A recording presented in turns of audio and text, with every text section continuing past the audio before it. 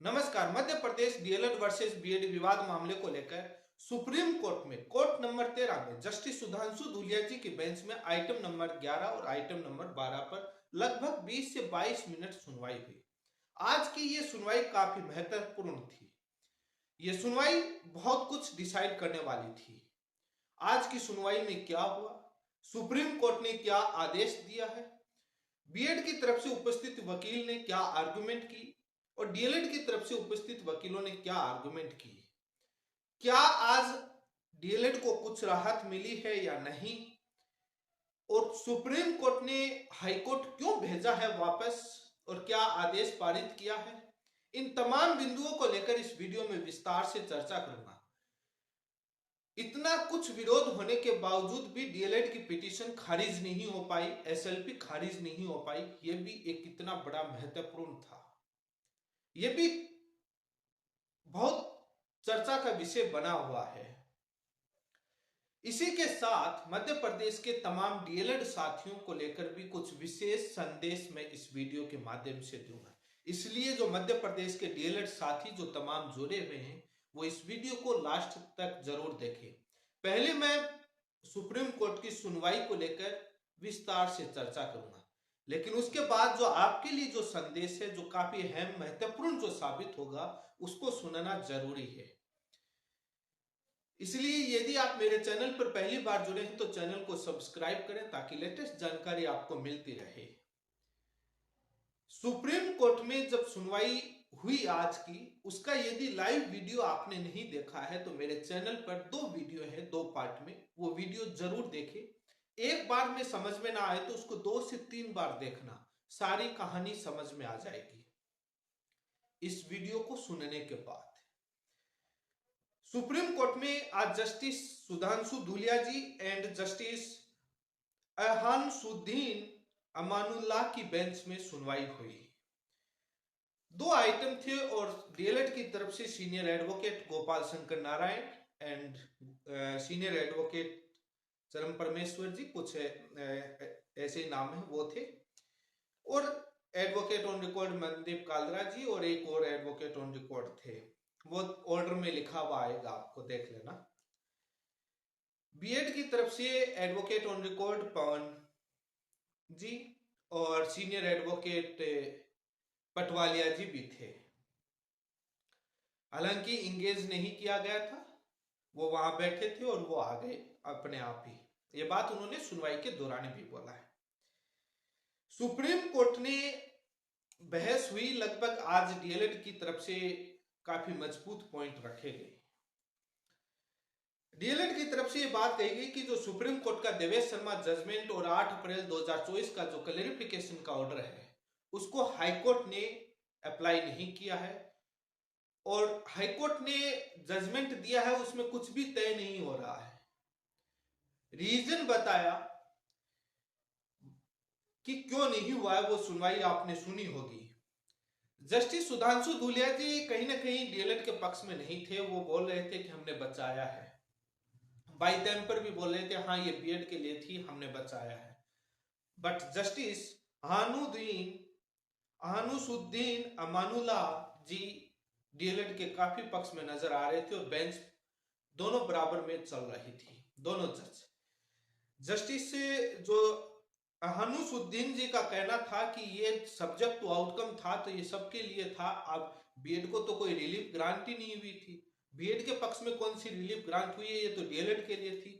कहीं ना कहीं बेंच बाई देम को भी, ये जस्टिस साहब बाई देम को कहीं ना कहीं डीएलएड के लिए बोल रहे थे, और बेंच कई बार इस मामले पर डिस्कस भी किया, आप ये सुनवाई में देखेंगे। बेंच ने यह भी पूछा कि क्या 11 अगस्त के बाद भी अपॉइंटमेंट हुए हैं, 11 अगस्त और उसके बाद भी। इस पर सीनियर एडवोकेट गोपाल शंकर नारायण जी ने बताया कि हुए, हम पूरा एक्सप्लेन करते हैं। लेकिन 11 अगस्त के बाद के अपॉइंटमेंट दिखाने से पहले ही क्या होता है कि बीएड की आईए जो सुप्रीम कोर्ट में लगाई गई थी उस आईए को पढ़ाया जाता है, और सब्जेक्ट टू आउटकम आता है दूसरे दिन, उसको पढ़ाया जाता है और हाईकोर्ट का पढ़ाया जाता है। उसके बाद बेंच वापस डिस्कस करती है, लेकिन धुलिया जी डिसमिस करने पर आते हैं। लेकिन वापस बेंच डिस्कस करती है और गोपाल शंकर नारायण जी कहते हैं कि यह हाईकोर्ट की रिस्पॉन्सिबिलिटी थी और मेरिट और फैक्ट के बेसिस पर यह जजमेंट नहीं है। और कहाँ हुआ, उसी सुनवाई के जब आप बीच में भी दुलिया जी एक बार कहते हैं कि हाईकोर्ट आपको वापस भेज देते हैं, सारी चीजें कवर हो जाएं, और उसके बाद दोबारा भी लास्ट में ये निष्कर्ष में आता है। और जो दूसरे जो सीनियर एडवोकेट जो परमेश्वर जी थे, उन्होंने भी कहा कि by any court of law, any court और एनी लॉ के अंदर जो इंटरवेन एप्लीकेशन जो लगाई गई थी आईए जो बीएड के द्वारा, वो भी तो एनी कोर्ट ऑफ लॉ में आती है, तो ये cases subject to outcome by them नहीं है। इसके बाद सुप्रीम कोर्ट ने तमाम दोनों तरफ से काफी बहस हुई, बीएड पूरी तरीके से खारिज करवाना चाहता था। जो बाय देम को हम क्लैरिफिकेशन को लेकर गए थे उसका भी उन्होंने जिक्र किया था। हालांकि हमारी एसएलपी के अंदर, डीएलएड के एसएलपी में पहले से वो लगे हुए थे, कुछ भी छुपाया नहीं। तो उस क्लैरिफिकेशन को लेकर भी बीएड के वकील ने काफी विरोध किया और काफी आर्गुमेंट हुए।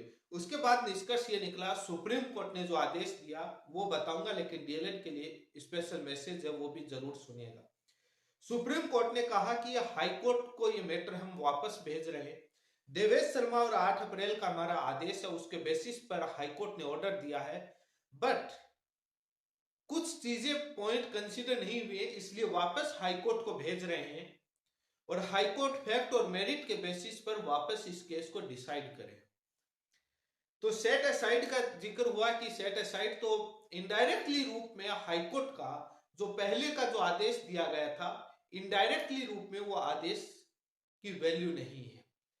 हाई कोर्ट को पुनः सभी पार्टियों को सुनकर और वापस से सुनवाई करनी होगी और नया आदेश पारित होगा। कौन से फैक्ट, कौन से मेरिट बेसिस पर जजमेंट नहीं हुआ, उस पर मैं शॉर्ट में चर्चा करूंगा। मैंने बहुत पहले भी की थी, जब मध्य प्रदेश हाईकोर्ट का जजमेंट आया था, उस समय कुछ चीजें मैंने बोली थी कि हाईकोर्ट ने इन पर कोई अपना ओपिनियन नहीं दिया है। तो जो मध्य प्रदेश डीएलएड का जो केस है वो आज रीओपन हो गया है। जिस स्थिति में 2022 में 2023 में जो केस था उसी स्थिति में वापस पहुंच गया है। जो 2024 में जो आदेश पारित किया गया था उसकी वैल्यू नहीं रही, क्योंकि हाईकोर्ट को वापस से भेज दिया गया। इसका मतलब हाईकोर्ट के जजमेंट में कहीं ना कहीं सुप्रीम कोर्ट को कमियां नजर आई कि पूरी चीजें कवर नहीं की गई है, सही से जजमेंट नहीं दिया गया। देवेश शर्मा और क्लैरिफिकेशन का जिक्र तो कर दिया, बट बाय रेशियो और फैक्ट और मेरिट के बेसिस पर डिसाइड नहीं हुआ।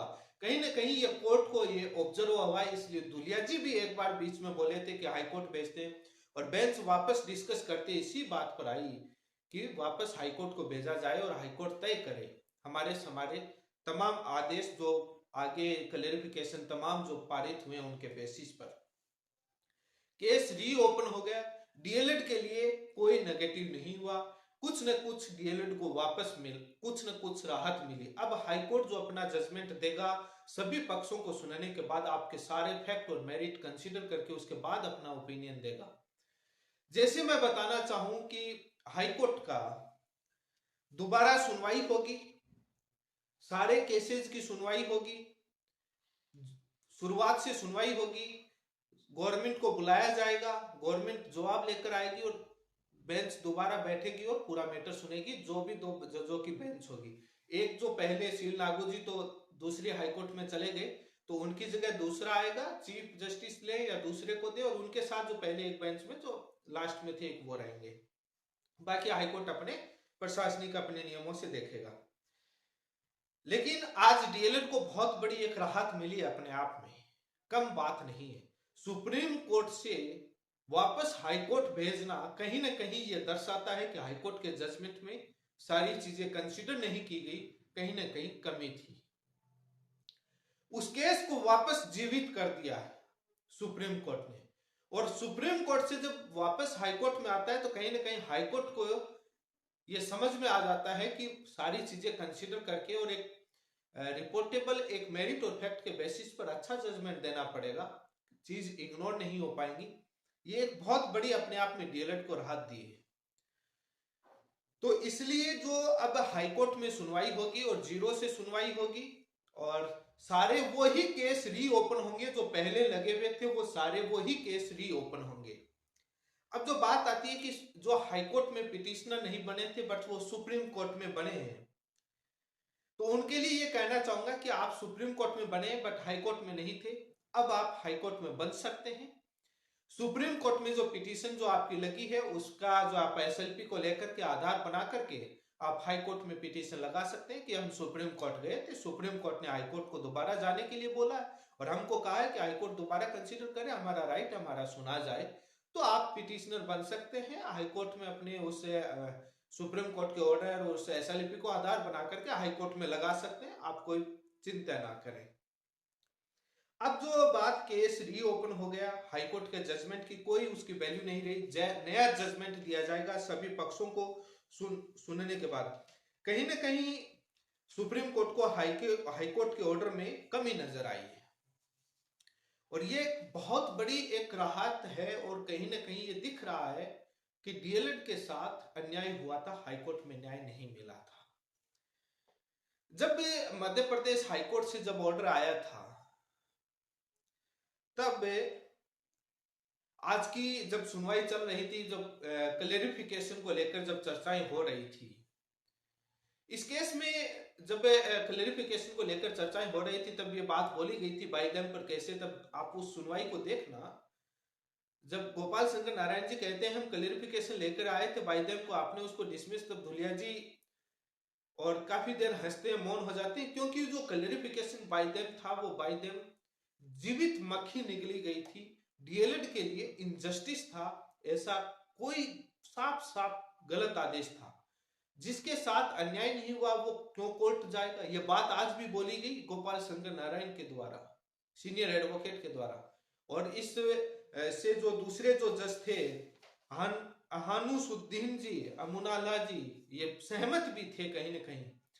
और धुलिया जी का ये कहना था मैंने बचाया है बाइडेन बीएड के लिए, हम डाले थे, उनको राहत दी हमने, but by any court of law में सब्जेक्ट टू आउटकम पर उन पर तमाम चर्चाएं हुई और बाइडेन की कंडीशन पर भी कहीं ना कहीं जो दूसरे जज थे वो कहीं ना कहीं ये कह रहे थे, उनकी टिप्पणी सुनोगे कि सब्जेक्ट टू आउटकम सारे कवर हुए थे, आपको बीएड से यही आर्गुमेंट था कि आप उससे आपको रिलीफ क्या मिली थी, इनको रिलीफ मिली थी, आपको रिलीफ कहां थी, by them subject to outcome तो कवर, कहीं ना कहीं एक बहुत बड़ा इश्यू ये हुआ, काफी बहस हुई। इसमें दो था, सब्जेक्ट टू आउटकम डीएलएड ने हाई कोर्ट में लिया बट मध्य प्रदेश बीएड ने सुप्रीम कोर्ट में लिया। जब हाई कोर्ट में जो सुनवाइयां चल रही थी, जजमेंट आया था, तब भी मैंने ये बात कही थी और आज भी ये बात हुई। मैं इस पर चर्चा करने से पहले इस बात पर आऊंगा कि डीएलएड को क्या करना चाहिए, क्या तमाम चीजों को लेकर भी इस वीडियो में मैं चर्चा करूं। मैंने पहले जब मध्य प्रदेश से हाईकोर्ट का जजमेंट आने के बाद मैंने वीडियो बहुत कम नहीं बनाया, जजमेंट को लेकर बनाया, उसके बाद नहीं बनाया। बहुत सारे लोगों के मैसेज और कॉल थे कि सर आप चुप क्यों हैं, आप मौन क्यों हैं, आखिर क्या राज है, अब क्या हुआ आपका, और विरोधी अपने अपने पक्ष से और डीएलएड के भी बहुत सारे लोग तंज कसकर सवाल पूछ रहे थे। मेरा यही कहना था कि बहुत सारे विरोध में थे और बहुत सारी आलोचना और टिप्पणियां जो हो रही थी वो सारी चीजें मुझे मालूम है, तमाम ग्रुप में, तमाम फोन के माध्यम से और मैसेज के माध्यम से, वीसी में, तमाम जगह हो रही थी। मैंने उनसे यही कहा कि हाईकोर्ट में हमारे वकील ने कौन से पॉइंट नहीं रखे, क्या कमी रही वो बता। अब किसी जज से कलम पकड़कर तो हम जबरदस्ती लिखवा नहीं सकते, बात रखी जा सकती है, बहस की जा सकती है, कहां कमी थी ये बता दें। लेकिन कुछ महान बुद्धिजीवियों ने, हमारे सीनियर एडवोकेट गोपाल शंकर नारायण और तमाम जो टीम थी, उन पर भी सवाल खड़े कि उनको कुछ आता ही नहीं है, आप ऐसे वकील ले आए जिनको कुछ आता नहीं है, हमारे को केस हरवा दिया, तमाम चीजें थी। लेकिन जो मैंने मध्य प्रदेश के जब जजमेंट आया था उस समय मैंने कहा था कि मध्य प्रदेश बीएड कैंडिडेट ने सुप्रीम कोर्ट में जो 11 अक्टूबर 2022 को जो इंटरवीन एप्लीकेशन फाइल की थी आईए, और उस आईए को हाईकोर्ट ने 14 सितंबर 2023 को अपने ऑर्डर में भी मेंशन किया और उनसे जवाब भी मांगा कि जब आप सुप्रीम कोर्ट जा चुके हैं तो आप यहाँ कैसे आए, आप बताया भी नहीं, और आप सेम कैंडिडेट वहां चले गए, सेम कैंडिडेट यहाँ आ गए और आपने बताया नहीं, कैसे अलाउ करें। उसके बाद उस ऑर्डर का लेकर के, इस आईए को लेकर के हाईकोर्ट अपने जजमेंट में मौन था, कोई भी ओपिनियन नहीं दी, कोई भी ओपिनियन नहीं दिया। दूसरा, जब जजमेंट रिजर्व हुआ था उस दिन हाईकोर्ट ने ऑर्डर किया था कि सरकार से डेटा मांगा था कि अपॉइंटमेंट कब हुए, उसको लेकर डेटा आने से पहले हाईकोर्ट ने जजमेंट दिया। ये दो बात मैंने कही। मैं बहुत सारी चीजें वीडियो में मौन इसलिए था, क्या बताऊं, जो करना है कोर्ट तय करेगा। अब आपको एक एक चीज फैक्ट बताऊं, हमारी सुनवाई से पहले सारी लीक हो, विपक्ष को पता लगे, तो ये तो अच्छा नहीं है। मेरे वीडियो बनाने से तो केस जीतोगे नहीं, मैं अच्छी अच्छी बातें करने से तो जीतोगे नहीं, तो इसलिए क्या बना था मैं, इसलिए मैं मौन था कि जो होना है वो, क्योंकि पहले मैं कुछ बताता था कि ग्रुप में, वीसी में, कहीं पर भी तुरंत लीक होती थी। हमने मध्य प्रदेश एसएलपी में, सुप्रीम कोर्ट में मुख्य दो पॉइंट पर हमने रखा। पहले बाइडेम को क्लैरिफाई करवाने की कोशिश करी, सुप्रीम कोर्ट ने डिसमिस की, और वो आप सभी को मालूम है, बाइडेम पर नहीं किया। हम दूसरा जजमेंट के बेसिस पर गए कि बाइडेम बीएड के लिए आप बता रहे, तो Madhya Pradesh BEd candidate intervene application किया, क्योंकि 24 अगस्त 2022 को सुप्रीम कोर्ट ने लिबर्टी दी थी कि कोई भी आकर के पार्टी बन सकता है। उसके बाद Madhya Pradesh BEd candidate supreme court गया और 12 अक्टूबर को सब्जेक्ट टू आउटकम लिया, और उनके इंटरवीन की एप्लीकेशन हमारे पास थी, उसको हमने बेस बनाया कि बाइडेम बीएड के द्वारा है। दूसरा, हमने जो कंडीशन लगाई कि इनके अपॉइंटमेंट ऑर्डर स्टेट लेवल पर 10 अगस्त को हुए, उसके बाद डिस्ट्रिक्ट लेवल के भी निकले, but appointment after document verification process, all process के बाद 11 अगस्त और उसके बाद में हमारे पास एविडेंस थे, वो हमने लगाए। इन दो बेसिस पर गए कि जो क्लैरिफिकेशन का जो आदेश है, दोनों कंडीशन सेटिस्फाई हो रहे हैं, और यही हमारे आर्गुमेंट में था कि जब जज साहब ने पूछा कि 11 अगस्त के बाद भी हुए, 11 अगस्त और उसके बाद गोपाल सर ने कहा कि हाँ, उसकी नौबत आने से पहले ही हाईकोर्ट को भेज दिया। कितनी अच्छी बात है। उस पर मध्य प्रदेश बीएड आईए पर ही जब ये बोला गया, तो पटवालिया सर ने कहा कि इसे नोटिस इश्यू नहीं हुए, लेकिन ये नहीं पता कि लिबर्टी दी हुई थी, नोटिस की जरूरत नहीं थी। दूसरे दिन सारे स्टेट का जो था लिबर्टी दी हुई थी, नोटिस की जरूरत नहीं थी, जिसको आना है वो आइए, पहले ही सुप्रीम कोर्ट ऑर्डर कर चुका था। आप हाईकोर्ट के ऑर्डर को लेकर गए थे सुप्रीम कोर्ट में, उस आईए में साफ हाईकोर्ट का ऑर्डर लगा है, नोटिस क्या। तो ये तमाम चीजें हम यहाँ लेकर आए मध्य प्रदेश के डीएलएड की एसएलपी में, यही बात आर्गुमेंट हुई। यदि हम क्लैरिफिकेशन नहीं करवाते और आज ओनली बाइडेम पर ही होता, तो सुप्रीम कोर्ट कहता कि बाइडेम दुलिया जी कह देते बीएड के लिए, तो बाद में हाईकोर्ट को भेजा नहीं जाता, बड़ा टफ होता। तो दो चाल चली गई कि पहले बाइडेम को क्लियरिफाई करवा लेते हैं, क्या पता उनका इंटेंशन पता लग जाए, क्योंकि जब क्लियरिफाई किया था उस दिन, लास्ट का वीडियो आज भी रिकॉर्ड पर है, धुलिया जी ने ऐसा नहीं था, लेकिन बाद में जजमेंट में आया तो क्या पता क्लियर, लेकिन उन्होंने नहीं किया।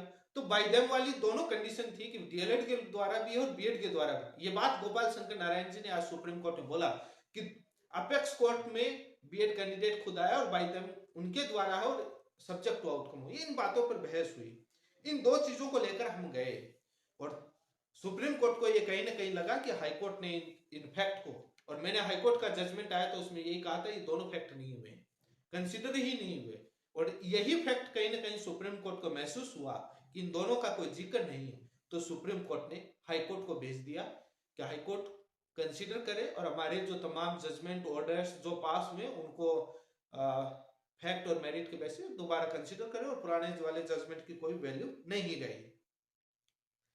अब मैं बात आती है मध्य प्रदेश के तमाम डीएलएड साथियों के लिए।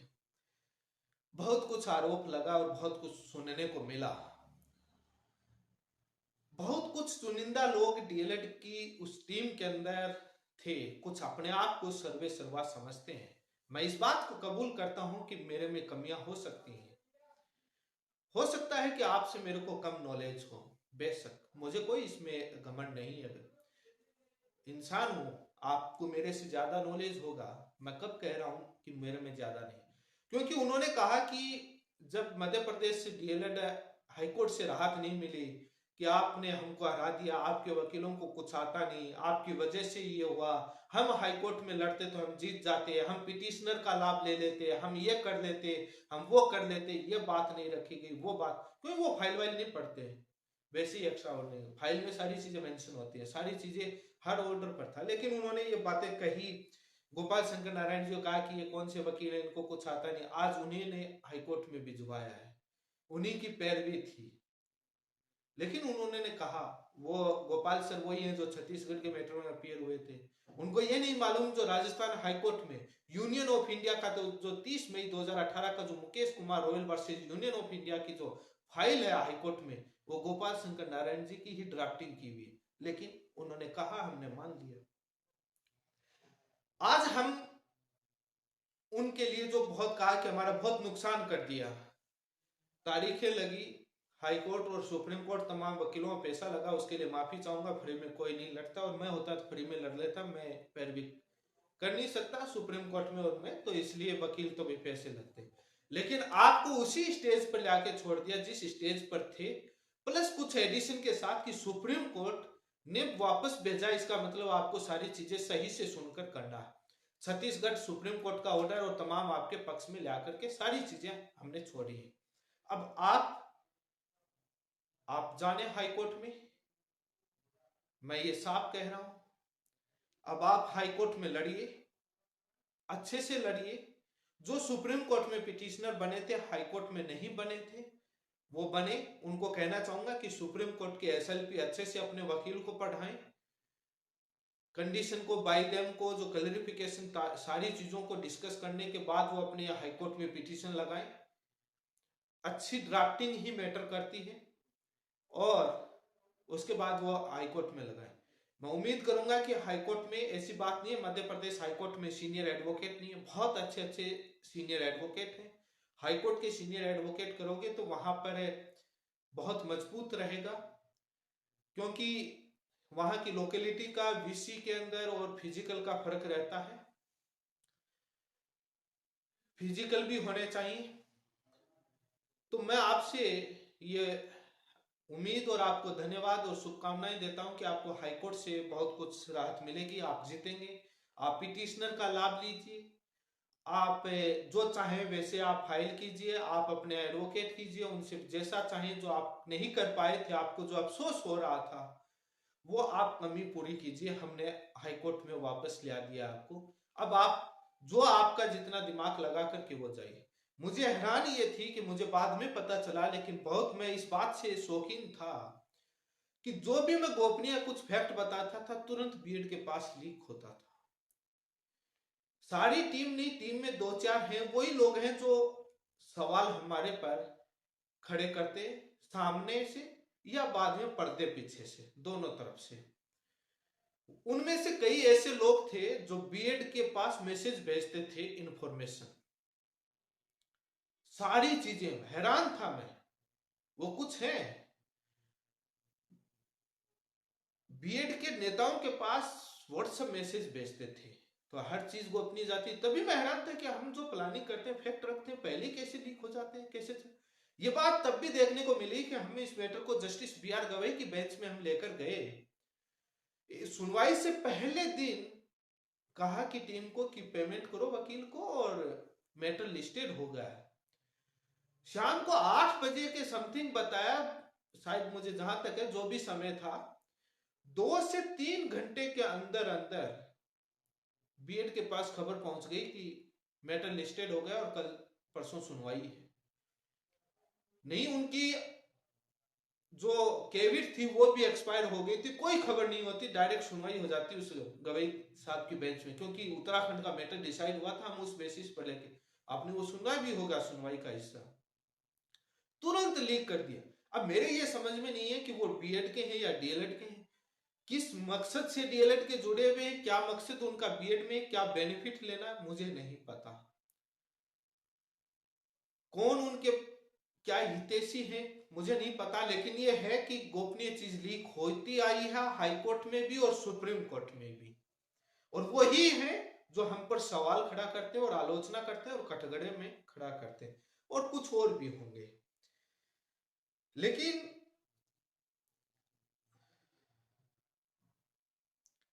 अब केस रीओपन हो गया, आप हाई कोर्ट में अपने हिसाब से आप आराम से लड़िए, हाई कोर्ट के वकील कीजिए, और मैं चाहूंगा, मुझे उम्मीद है कि आप बेहतर लड़ेंगे। मेरे को बहुत कम नॉलेज है, इतना कोई फैक्ट नहीं है, आपको ज्यादा है।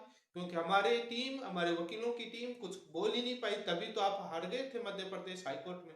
इसलिए हम चाहेंगे, ऊपर वाले मालिक ने काफी अच्छी दया रखी कि आपको वापस हाईकोर्ट में भेज दिया, कि जो कमियां रही और कुछ एडिशन ही हमने इसमें करके दिया है। कहीं ना कहीं हाईकोर्ट अब जब सुनेगा तो उसको ये लगेगा कि हमारे जो पूर्व के दिए हुए जजमेंट में कुछ कमियां हैं, तभी तो हाईकोर्ट सुप्रीम कोर्ट ने सुनने के बाद वापस भेजा है। तो अब आपकी बात आप हाईकोर्ट में रखें, अब आप जाने। मैं आज इस वीडियो के माध्यम से आपके इस मैटर में अलविदा लेऊंगा, माफी चाहूंगा। किसी को बुरा लगा हो तो माफी चाहूंगा।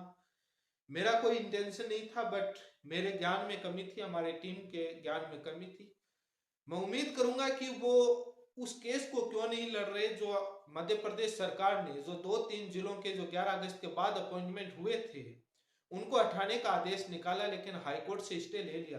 उनको क्यों नहीं लड़ रहे? वो पहले तो ये भी बोलते थे कि कम से कम 11 अगस्त के बाद हुए 200, 250, 500 उनको हटवा करके हमको दे दो। उस पर भी नहीं लड़ रहे। आज कितने महीने हो गए वो हाईकोर्ट में ही है, डबल बेंच से भी स्टे नहीं ले रहे और ना कुछ कर रहे।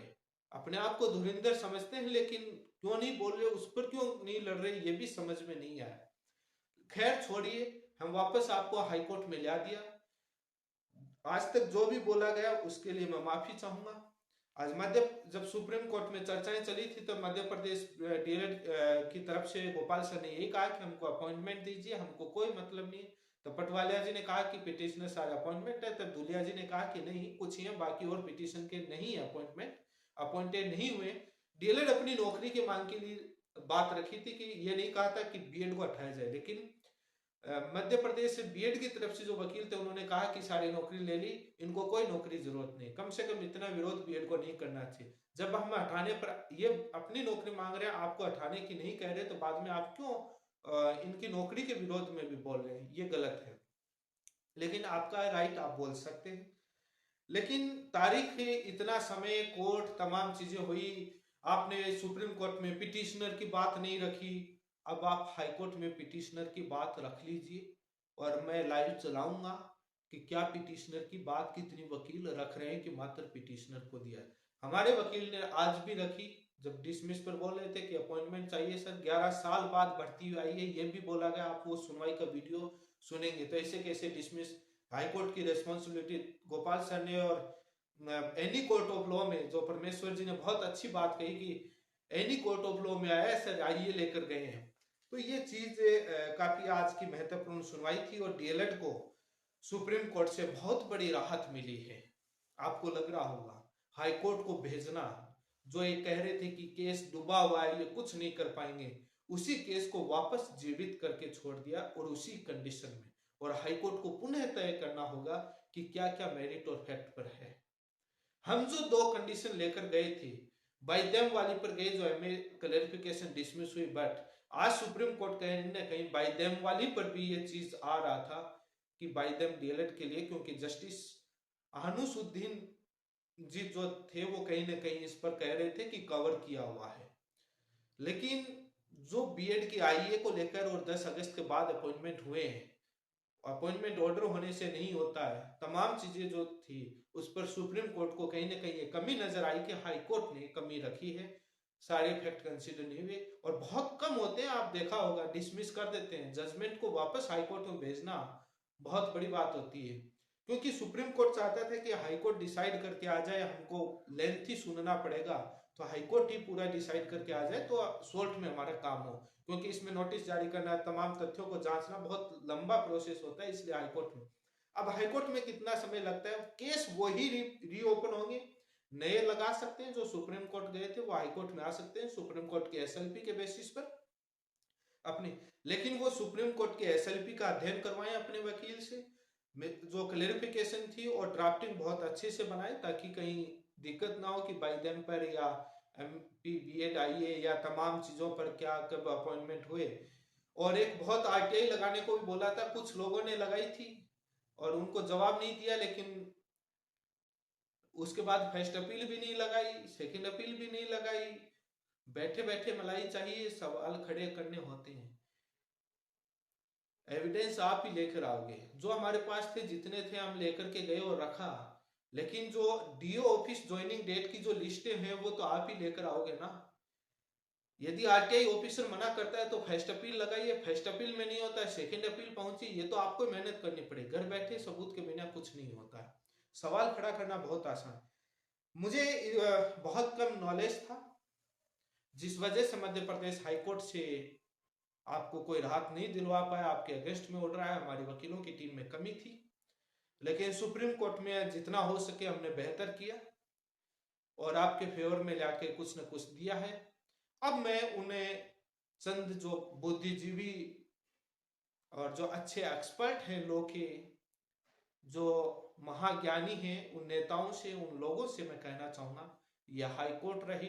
अब आप पिटिशनर के लिए आप कैसे जो आपके तमाम माध्यम है आप लड़िए और हम अलविदा। अब किसी का फोन आया तो मेरे को जैसा छोटा मोटा थोड़ा बहुत जो नॉलेज है वो मैं आपको बता दूंगा, क्योंकि उनसे कमी है, मैं इतना ही कहना चाहूंगा। मैं नाराज नहीं हूं, लेकिन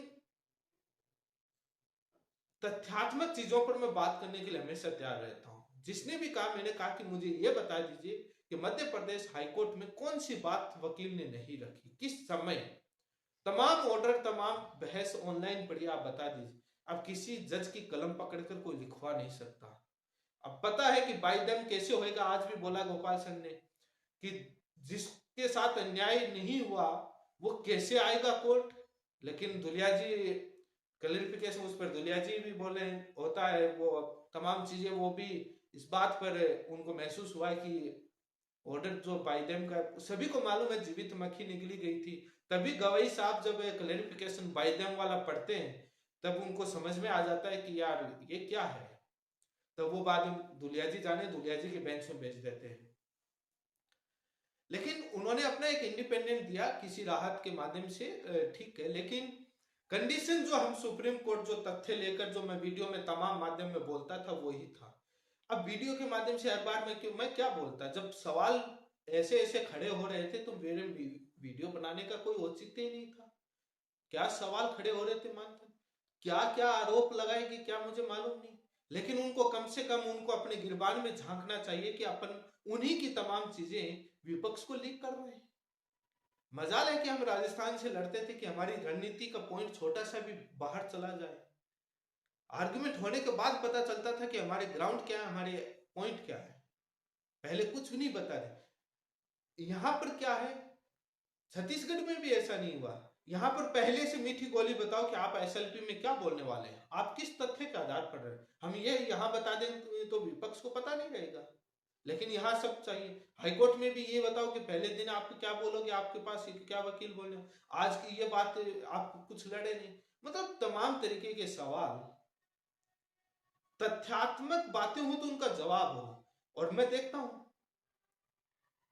वो उसे जो 11 अगस्त के बाद अपॉइंटमेंट हुए थे उन लोगों को तो हटा नहीं पा रहे। स्टे लेकर के वो नौकरी कर रहे हैं, वहां नहीं बोल रहे, वहां हिम्मत नहीं है। मैसेज भी पहुंचाया कि वहां तो लड़ रहे हो।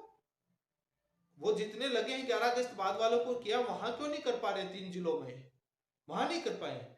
सवाल खड़े क्योंकि कहीं ना कहीं उनको ये पता नहीं क्या मेरे से ईर्ष्या थी, या राजस्थान वालों से पता नहीं क्या ईर्ष्या थी, क्या जलन था, लूट रहे हैं, पता नहीं क्या क्या लगा है। सारा चीज क्लियर है। हम देखते हैं कि अब आप हाईकोर्ट में फ्री में कितने वकील लड़ते हैं और जीरो में लड़ते हैं, और क्या क्या आपकी कितनी बातें रखी जाती हैं, क्या क्या ब्रीफिंग होती है, वो हमें अभी देख लेते हैं। लेकिन कई सारी चीजें ऐसी बातें बोली गई जो एक सोचने वाली बात होती है। तथ्यात्मक बातें हो तो हम जवाब दें, मैं जवाब दूं, लेकिन जो मन में आए वो बोले जा रहे। और उसके बाद बीएड को न्यूज दी जा रही है। हैरानी की बात यह है सबसे बड़ी कि बीएड के पास न्यूज पहुंच रही है तुरंत से।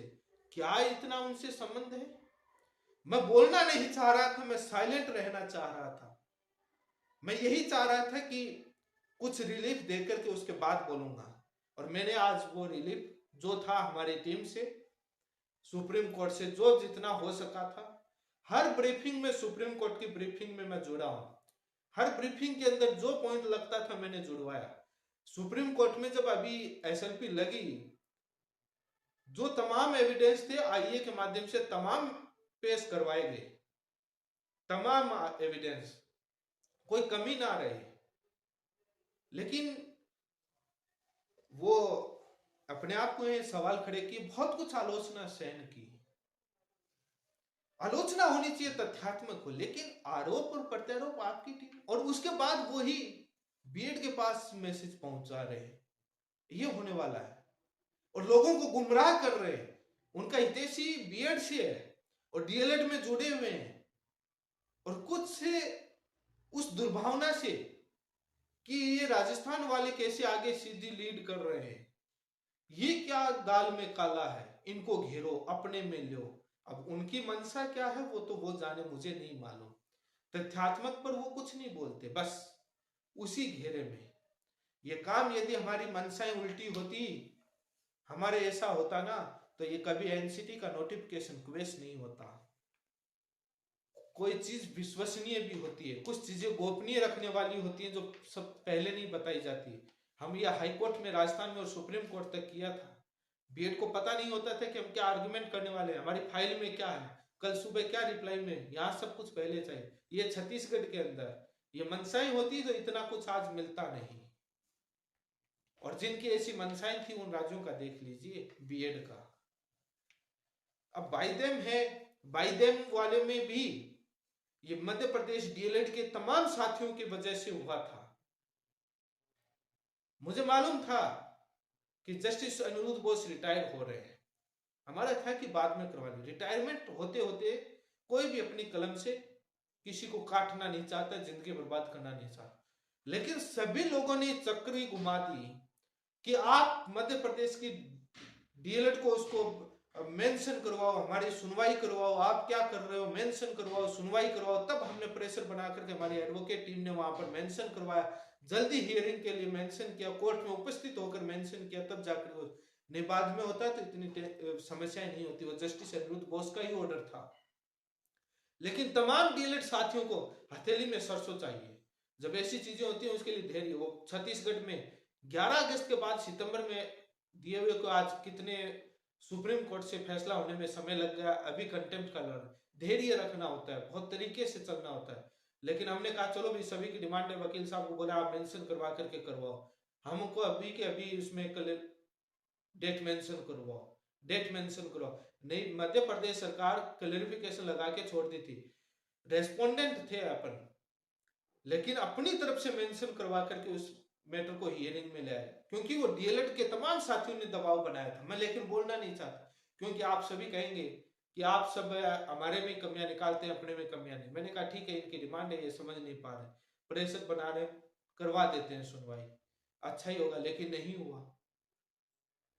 जब क्लैरिफिकेशन की सुनवाई थी उस समय क्या नहीं आर्गुमेंट की, कौन सी कमी थी, मैं आर्गुमेंट और तथ्य के बेसिस पर, आप जज से पकड़ के कलम ना तुम लिखवा सकते ना मैं लिखवा सकता, बात रखी जा सकती है, दमदार तरीके से रखी जा सकती है, और जो रखने की कमी हो तो तथ्यात्मक। लेकिन आरोप जो लगाए गए उसके बाद मेरा मन बड़ा व्यथित था।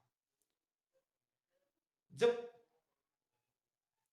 इस प्रकार के कर्म करने वाले पर लगाए तो उसको दुख नहीं होता, लेकिन जिसकी नीति ना हो, मात्र मेरा इतना था कि मध्य प्रदेश को एक बात बोली गई थी और ये लोग जुड़े थे, और इसलिए इनको राहत, उस हित के लिए जुड़े थे। लेकिन पता नहीं कुछ लोगों की वजह से क्या था। लेकिन मैं आज यही कहना चाहूंगा, मैं आज इस मामले में आपसे माफी चाहूंगा।